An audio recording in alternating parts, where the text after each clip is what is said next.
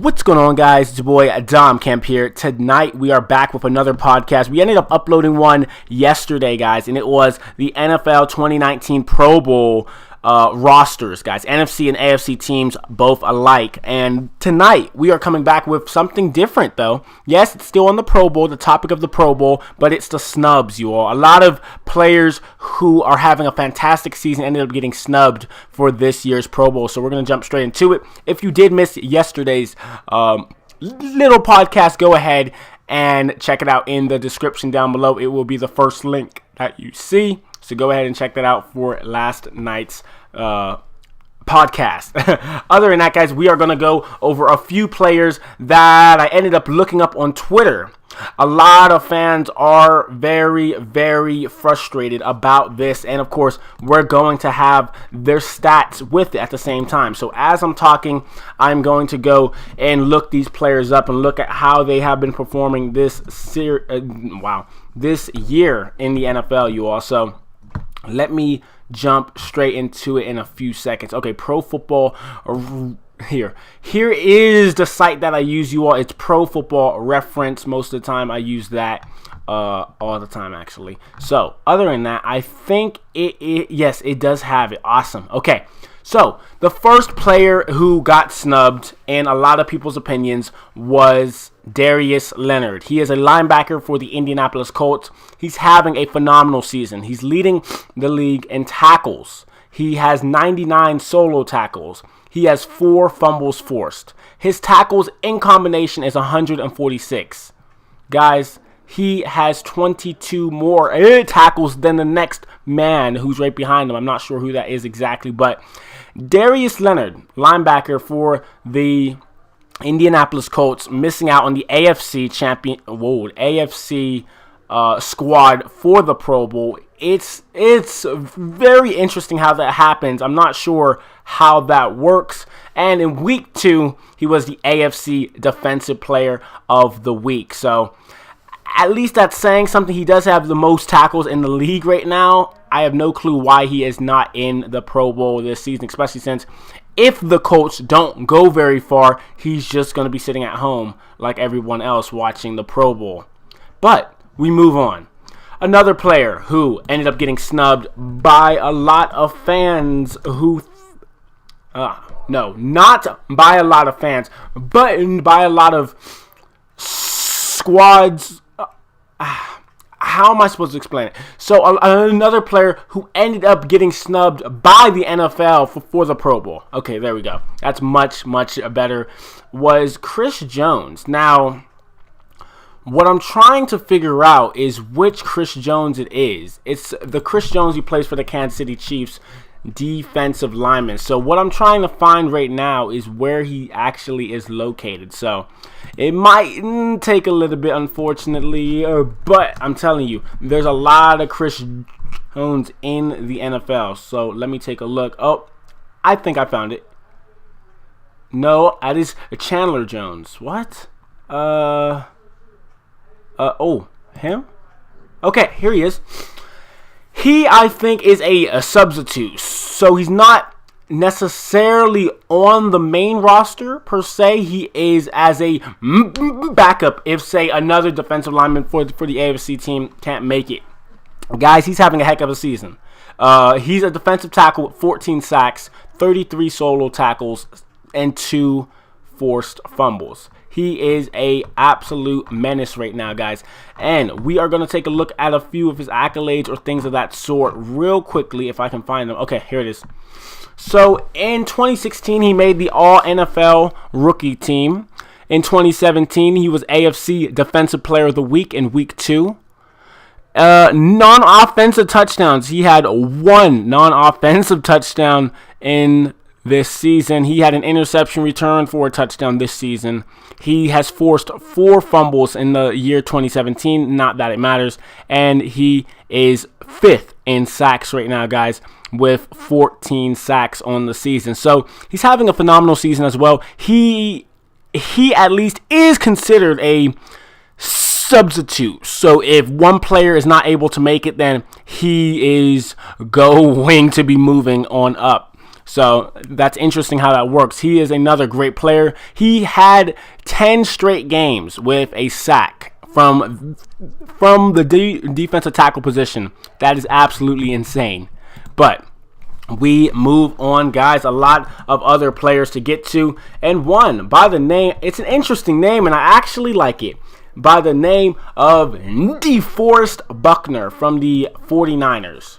Now, he's having a pretty good season as well. He's a defensive end, you all, okay? This season, 11 sacks, 38 solo tackles, no forced fumbles, unfortunately. As we move on, we're going to take a look at his accolades only from this season.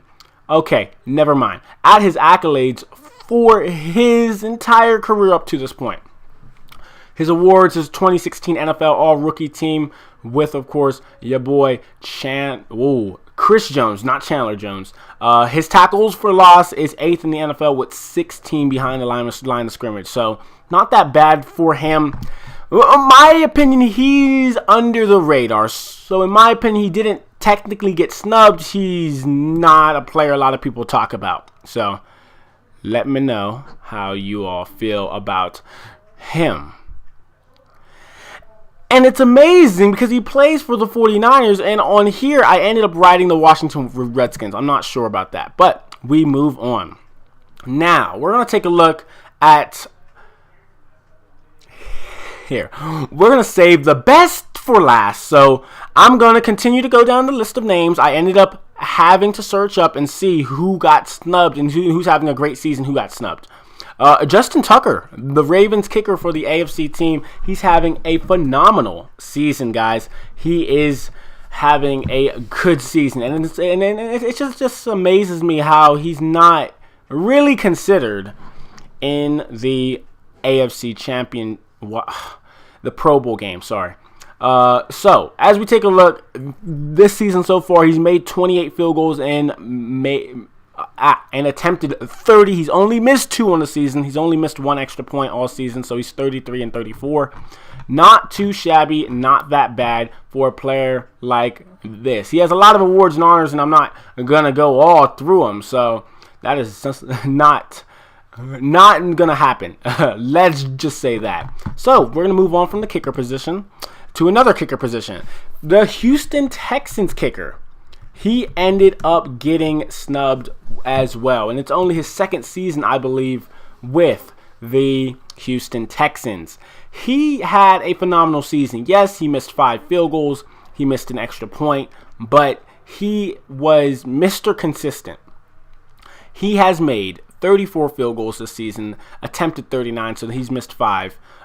He has had 34 out of 35 extra points, so 1 missed extra point this season so far. So he's having a great season so far, especially to the Houston Texans standards up to this point.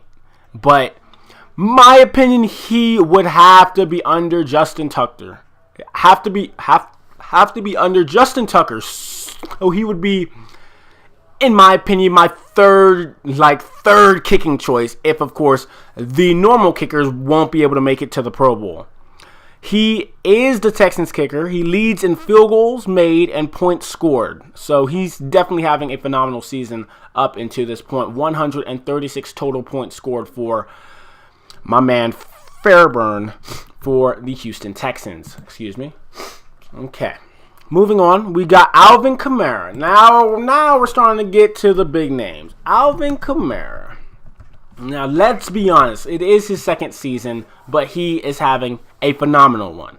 We take a look at how many total touchdowns he has this season. 16 total touchdowns, 4 receiving touchdowns, and 12 rushing touchdowns, as he averages 4.6 yards a carry. He's having a fantastic season up into this point. But, of course, if you think about it, the running backs that are in front of him are Ezekiel Elliott, Todd Gurley, and Saquon Barkley. I'm going to be honest. I think they got this one right. I think they got the 3 NFC running backs right, in my opinion. If you disagree, let me know why in the comment section down below. Alvin Kamara, he's having a good season, but he hasn't even cracked 1,000 yards yet in rushing. So it's like he's sharing it with Mark Ingram, I understand. But he hasn't cracked 1,000 yards yet, with, of course, only 2 more games to play. But he's having a great receiving year as the second leading receiver on the team behind Michael Thomas and 8.1 yards a reception. So that's actually pretty decent in my opinion. We got another player who a lot of people said ended up getting snubbed. Malcolm Jenkins. He's been in the league close to 9-10 years. He's been having a pretty good season as well, with the exception of only 1 interception. What am I looking at? Because I don't think he's having a real good season, and I don't know what people are looking at.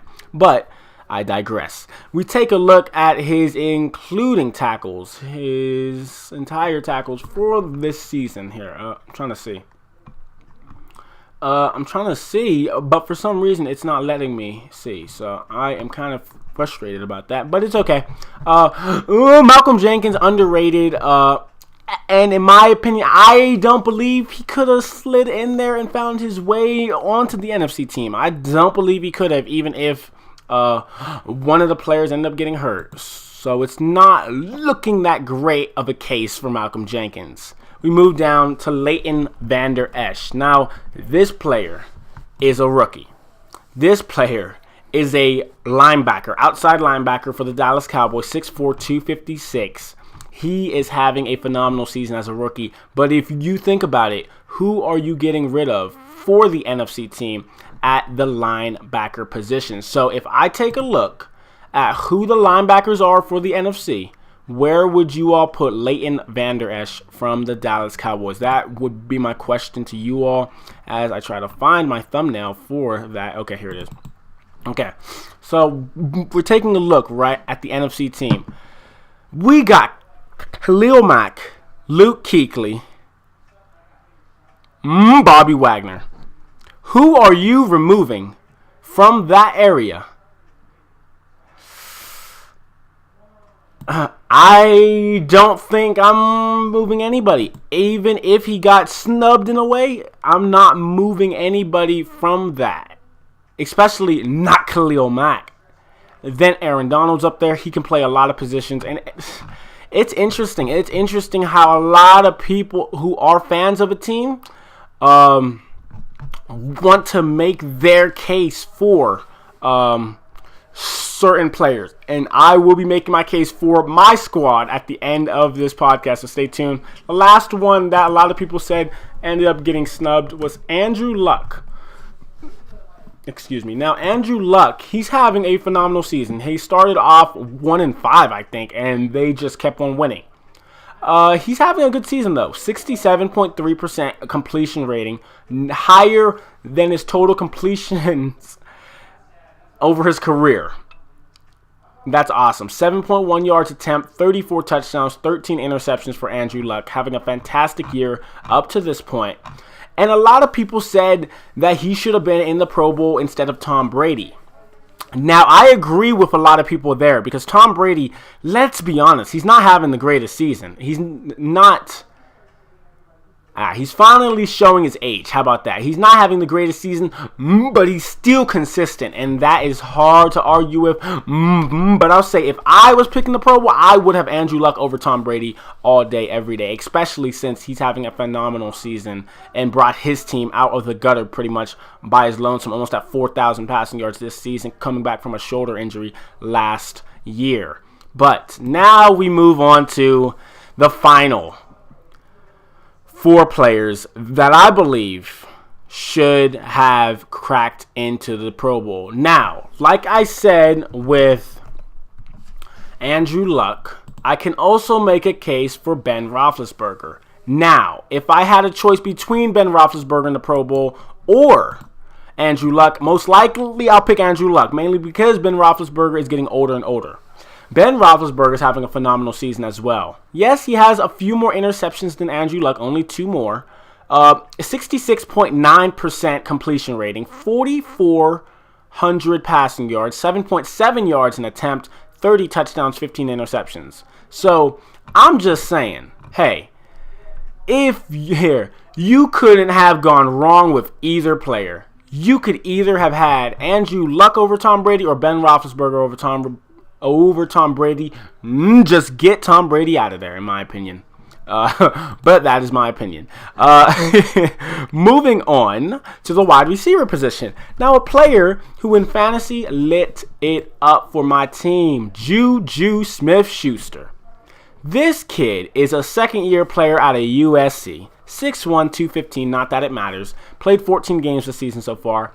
95 receptions, 1,200 yards receiving, 13.4 yards a reception, 6 touchdowns this season alone. 13.4 yards a reception.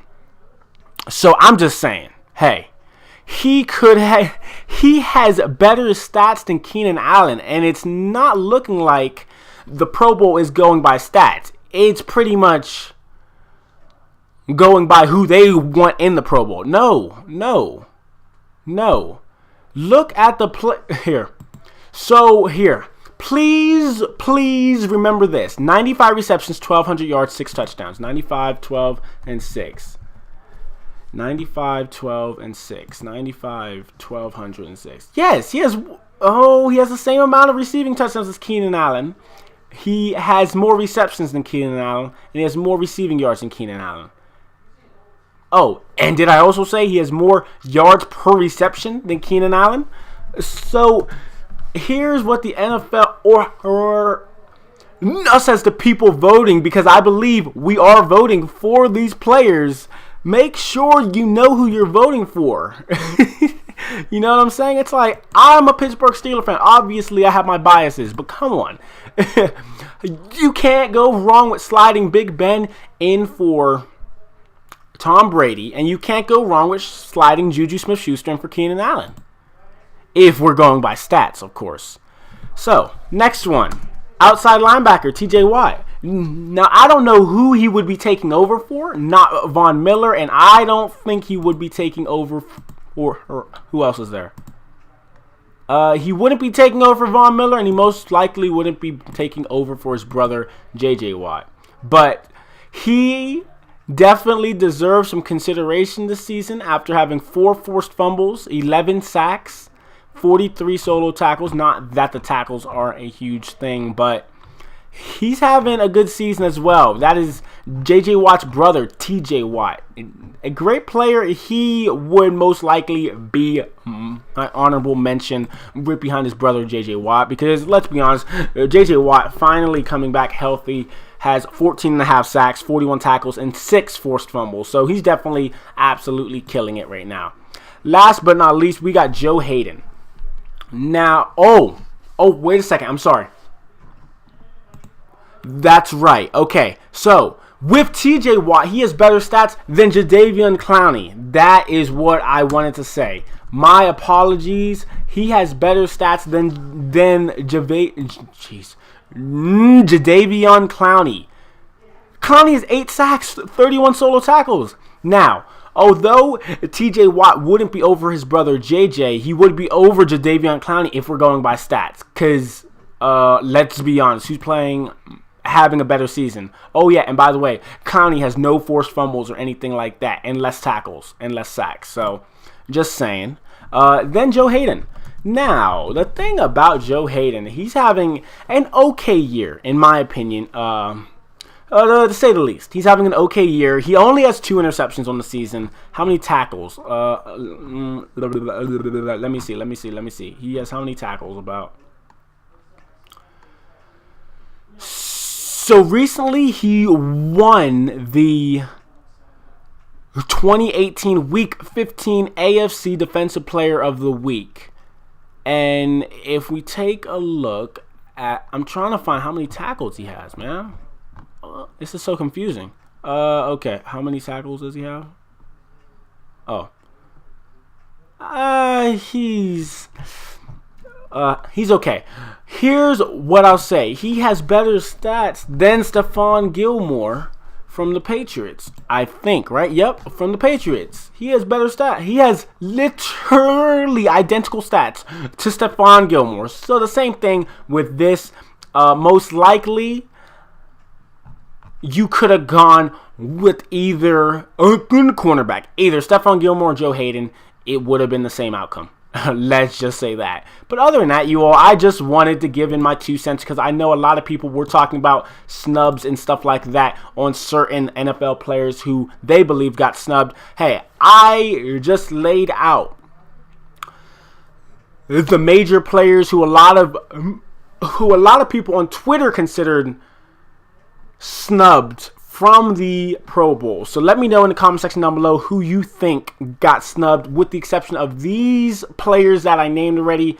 Let me know who is your team, and let me know which player on your team you believe got snubbed, with the exception of course, me already naming a few of them. So yeah, please make sure that it's someone fresh, it's someone who's underrated, it's someone who's not aware, or that a lot of people are not aware of this season. But let me know in the comment section who's quietly having a good year. That would be awesome. But thank you all so much for your support. Like and subscribe, and I will talk to you guys later. Peace, guys.